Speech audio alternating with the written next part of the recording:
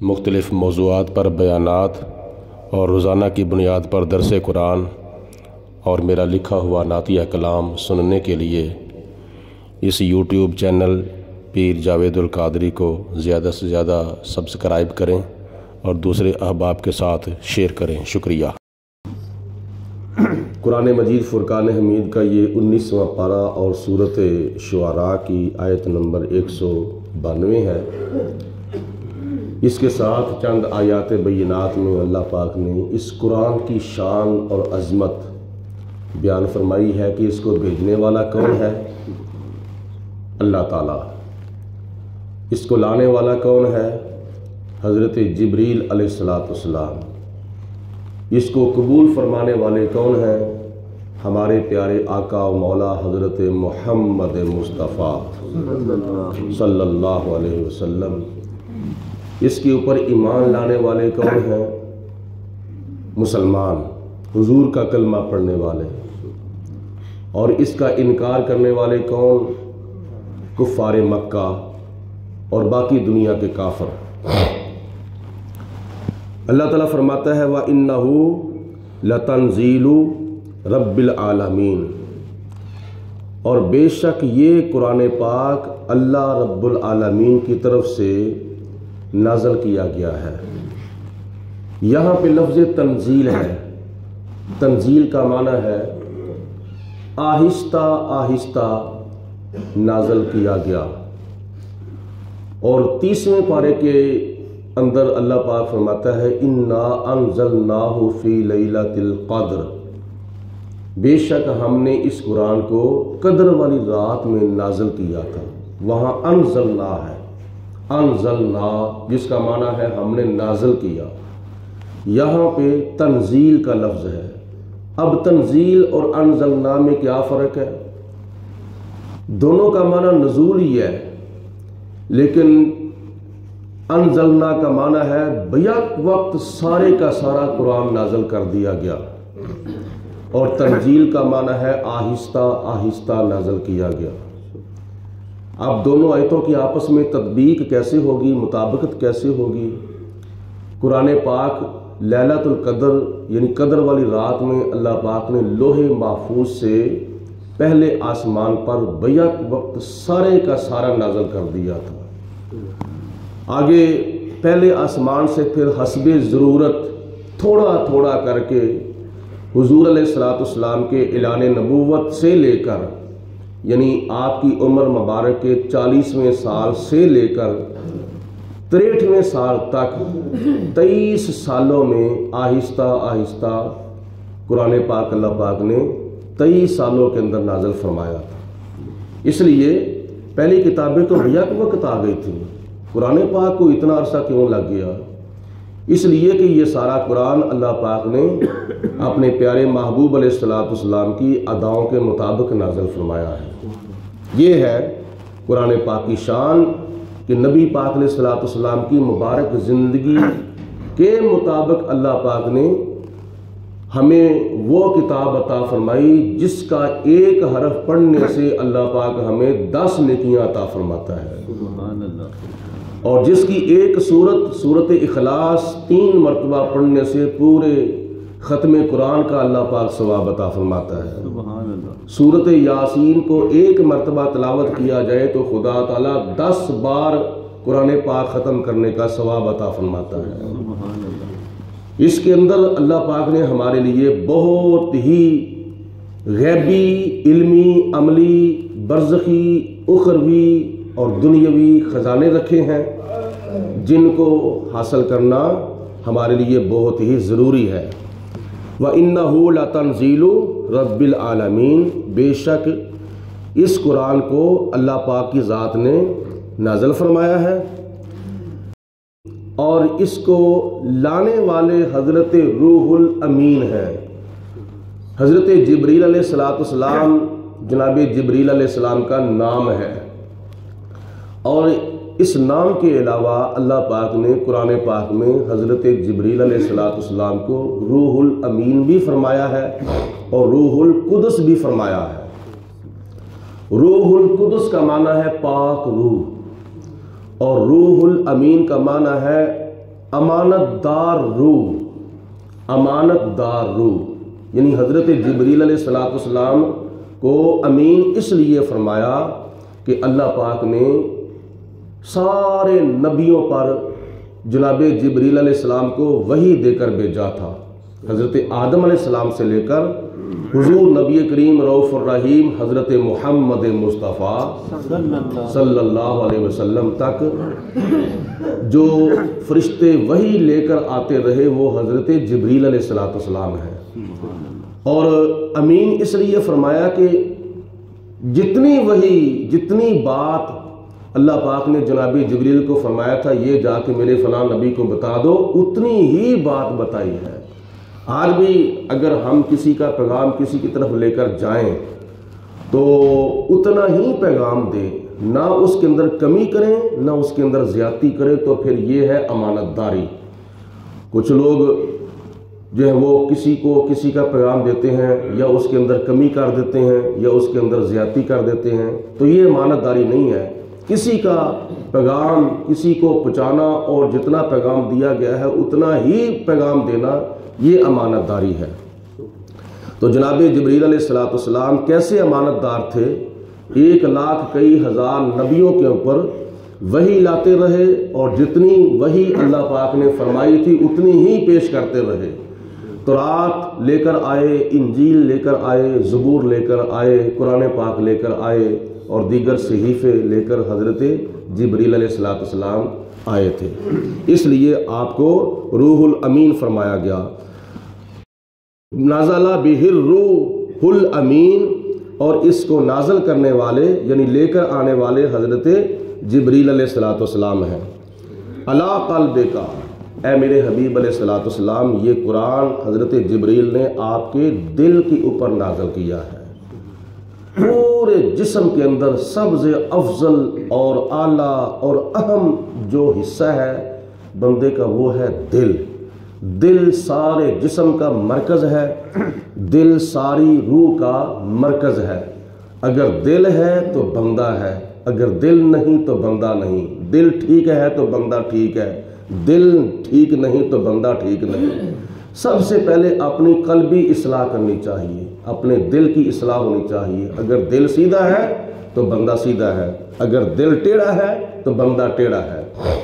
اس لیے یہ دل سارے جسم کا صدر ہے، حکمران ہے۔ جیسے دل کہتا ہے ویسے جسم کے اعضاء کرتے ہیں۔ یہ باقی سارے جسم کے جو اعضاء ہیں یہ وزیر ہیں، ہاتھ، پاؤں، آنکھیں، زبان اور کان، یہ بندے کے جسم کے جو اعضاء ہیں یہ دل کے وزیر ہیں۔ جیسے دل کرتا ہے نا ویسے پھر آنکھیں دیکھتی ہیں، اگر دل کرتا ہے فلاں کلام سنو تو پھر کان وہ سنتے ہیں، اگر دل کہتا ہے کہ فلاں بات کرو تو وہ زبان وہ بات کہتی ہے، اگر دل کہتا ہے کہ فلاں کام کرو تو ہاتھ وہ کام کرتے ہیں۔ اس لیے پورے جسم کے اندر جو اہم کام ہے وہ بندے کا دل ہے، تو اپنے دل کو پہلے ٹھیک کرنا چاہیے۔ حضور علیہ السلام نے فرمایا اپنے دل کی پہلے اصلاح کرو۔ تو یہ یاد رکھیں قرآن مجید فرقان حمید وہ اللہ کا کلام ہے جس کے اندر اتنی پاور، اتنی طاقت ہے کہ اللہ پاک فرماتا ہے لو انزلنا ھذا القرآن علی جبل لرأیتہ خاشعا متصدعا من خشیۃ اللہ، اگر اس قرآن کو ہم کسی پہاڑ پر بھی نازل کر دیتے تو خوف خدا سے وہ پہاڑ بھی پاش پاش ریزہ ریزہ ہو جاتا۔ اتنی اس قرآن کے اندر طاقت ہے، یعنی اس پاور کو پہاڑ بھی برداشت نہ کرتا، اور وہ پاور جو کسی پہاڑ کو بھی برداشت کرنے کی طاقت نہیں ہے، اس پاور کو اگر برداشت کیا ہے تو قلب مصطفیٰ نے برداشت کیا ہے۔ حضور علیہ السلام کے دل کے اوپر یہ قرآن پاک نازل کیا گیا۔ علی قلبک، اے میرے حبیب علیہ السلام آپ کے دل پر حضرت جبریل علیہ السلام نے قرآن اتارا۔ لتکون من المنذرین، تاکہ آپ اللہ کے عذاب سے ڈر سنانے والوں میں سے ہو جائیں۔ قرآن پاک آپ پڑھیں گے اور کفار مکہ کو سنائیں گے، دوسرے لوگوں کو سنائیں گے، اور اس قرآن کے اندر اگر جنت کی بشارتیں بیان کی گئی ہیں تو جہنم کی سزائیں بھی اور جہنم کے عذاب بھی اس قرآن کے اندر بیان کیے گئے ہیں۔ تو آپ کے اوپر قرآن پاک اس لیے نازل کیا گیا ہے تاکہ آپ لوگوں کو جہنم کے عذاب سے ڈر سنائیں، اور تاکہ لوگ جہنم کا عذاب سن کر اللہ تعالیٰ سے ڈر جائیں اور ایمان قبول کریں۔ بلسان عربی مبین، اور یہ قرآن اللہ پاک نے کھلی اور روشن عربی زبان کے اندر نازل فرمایا ہے۔ اللہ پاک چاہتا تو دنیا کے اندر جتنی زبانیں بولی جا رہی تھیں ان میں سے کسی زبان کے اندر بھی قرآن پاک نازل کر سکتا تھا خدا تعالیٰ۔ جیسے رومی بھی بولی جاتی تھی، چینی بھی بولی جاتی تھی، فارسی بھی بولی جاتی تھی، دیگر کئی زبانیں بولی جاتی تھیں، لیکن خدا تعالیٰ نے نہ اس قرآن کو فارسی میں نازل کیا، نہ رومی میں نازل کیا، نہ چینی میں نازل کیا، نہ انگریزی میں نازل کیا، نہ پشتو میں نازل کیا، نہ فرانسیسی میں نازل کیا، نہ اردو میں نازل کیا، نہ پنجابی میں نازل کیا، نہ سرائکی میں نازل کیا۔ کسی اور زبان میں خدا نے نازل نہیں کیا قرآن پاک، اگر نازل کیا ہے تو عربی کے اندر نازل کیا ہے۔ کیوں؟ اس لیے میرے اور آپ کے آقا کی بولی عربی تھی۔ اللہ تعالیٰ نے حضور علیہ الصلوۃ والسلام کی زبان میں، حضور علیہ الصلوۃ والسلام کی بولی میں قرآن نازل فرمایا۔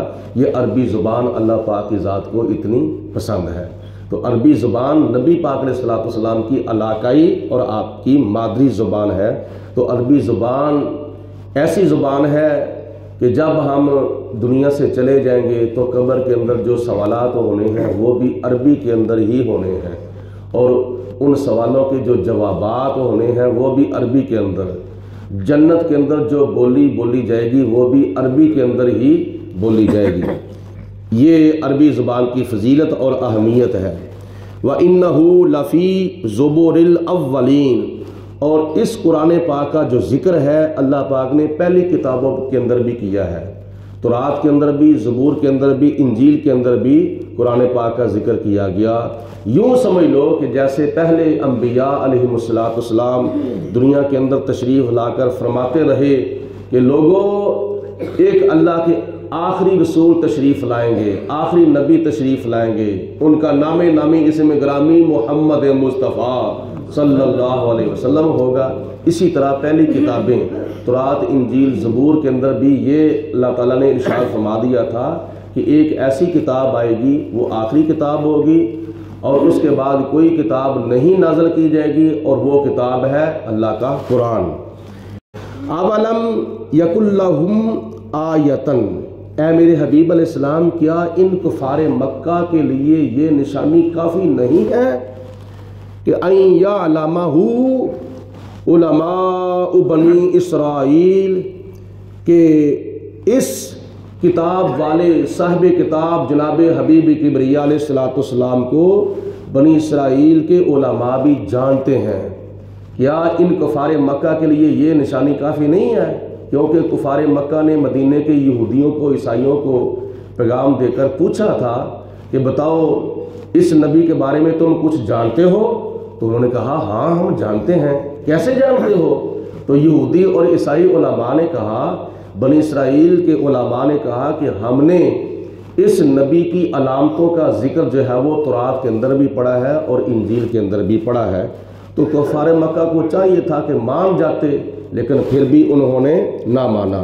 وَلَوْ نَزَّلْنَاهُ عَلَى بَعْضِ الْأَعْجَمِينَ، اگر ہم اس قرآن کو کسی غیر عربی پر، کسی اجمی کے اوپر نازل کر دیتے، فَقَرَأَهُ عَلَيْهِمْ، تو وہ غیر عربی یعنی اجمی ان کفار مکہ کے سامنے قرآن پاک پڑھتا، مَا كَانُوا بِهِ مُؤْمِنِينَ، تو پھر بھی اس کے اوپر یہ ایمان نہ لاتے۔ اس لیے كَذَلِكَ سَلَكْنَاهُ فِي قُلُوبِ الْمُجْرِمِينَ، یہ کفار مکہ ایسے مجرم ہیں کہ ان کے دلوں کے اندر ہم نے قرآن پاک کا انکار داخل کر دیا ہے، یہ قرآن پاک کو نہیں مانیں گے۔ کیوں؟ اس لیے اللہ پاک فرماتا ہے کہ ہم نے ان کفار مکہ کو قرآن کے اوپر ایمان لانے کی توفیق ہی نہیں دی ہے۔ جب بندہ سرکش ہو جائے نا جب ضدی ہو جائے تو پھر دوسرے بندے کہتے ہیں نہیں مانتا تو نہ مان قسمانو کھا۔ اس لیے اللہ پاک کی ذات نے بھی ان کو فرمایا کہ ہم نے تمہارے دلوں کے اندر قرآن پاک کی تکذیب جو ہے وہ داخل کر دی ہے، تمہارے نصیبوں میں قرآن کی تصدیق نہیں ہے، تمہارے نصیبوں میں قرآن پاک کی تکذیب ہی ہے، میں تمہیں قرآن پاک کے اوپر ایمان لانے کی توفیق ہی نہیں دوں گا۔ اللہ پاک ہم سب کو قرآن مجید پڑھنے کی، قرآن مجید سننے کی، قرآن پاک کو سمجھنے کی اور اس پر عمل کرنے کی توفیق عطا فرمائے۔ وآخر دعوانا ان الحمدللہ رب العالمین۔ درود پاک، صلاۃ و سلام